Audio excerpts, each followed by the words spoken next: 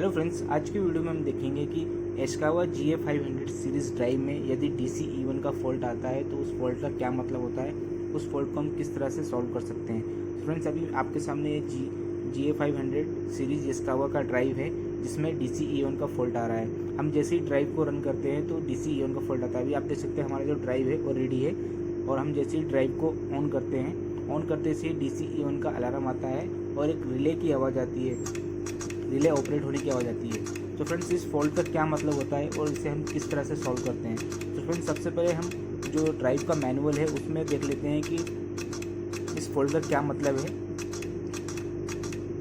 तो हम मैनुअल में देखते हैं तो जैसे हम देखते हैं DC-E1 का क्या मतलब होता है। ये होता है कम्युनिकेशन एरर का फॉल्ट, ए ड्राइव हार्डवेयर प्रॉब्लम। और इसका जो सॉल्यूशन है उसमें लिखा हुआ है replace the control board of the drive.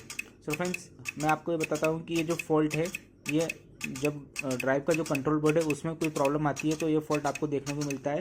या फिर एक दूसरा भी रीज़न है इस फॉल्ट का, जब आपके ड्राइव के अंदर जो कूलिंग फैन लगा हुआ है, यदि वो कूलिंग फैन शॉर्ट हो जाता है या किसी कारण से बंद हो जाता है तो आपको DC-E1 का फॉल्ट दिखता है। तो जो अभी इस ड्राइव में ये जो हमारा ड्राइव का कूलिंग फैन है ये शॉर्ट हो चुका है और शॉर्ट होकर कंट्रोल बोर्ड का 24 वोल्ट जो है वो ड्रॉप करवा रहा है, जिसकी वजह से कम्युनिकेशन एरर का फॉल्ट डिस्प्ले पे शो हो रहा है। सो फ्रेंड्स, जब भी हम GA500 सीरीज ड्राइव को ऑन करते हैं, जैसे ही हम रन कमांड देते हैं वैसे ही उसका कूलिंग फैन सबसे पहले चालू होता है। तो हमारे केस में कूलिंग फैन चालू नहीं हो रहा था, डायरेक्ट DC-E1 का फॉल्ट आ रहा था। तो फ्रेंड्स, अभी हम सबसे पहले कूलिंग फैन को चेक कर लेते हैं। इसके लिए हमने पावर बंद कर लिया है। पावर बंद करने के बाद में कूलिंग फैन का जो बैक कवर है इसे हम ओपन कर रहे हैं। ओपन करने के बाद हम सबसे पहले कूलिंग फैन को डिस्कनेक्ट कर लेते हैं और ड्राइव को रन करके देखते हैं कि हमारा जो DC-E1 का फॉल्ट है वो रिमूव हुआ या नहीं। यदि फॉल्ट रिमूव हो गया तो हमें कूलिंग फैन को चेंज करना है। यदि फॉल्ट रिमूव नहीं होता है तो इसका मतलब हमारा जो कंट्रोल बोर्ड है ड्राइव का उसमें भी प्रॉब्लम हो सकती है। सो फ्रेंड्स, अभी सबसे पहले हम पावर ऑन करते हैं।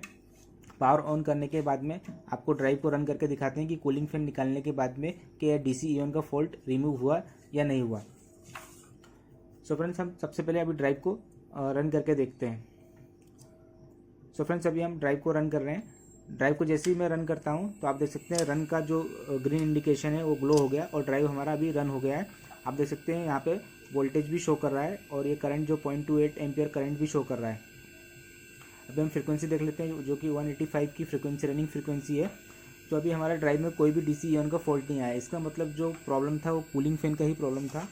आप देख सकते हैं ड्राइव अभी पूरी रनिंग मोड में है। अभी हम रनिंग ड्राइव में वो फॉल्टी वाले कूलिंग फैन को एक बार फिर से कनेक्ट करके आपको दिखाते हैं कि एक्चुअल में प्रॉब्लम कूलिंग फैन का ही था।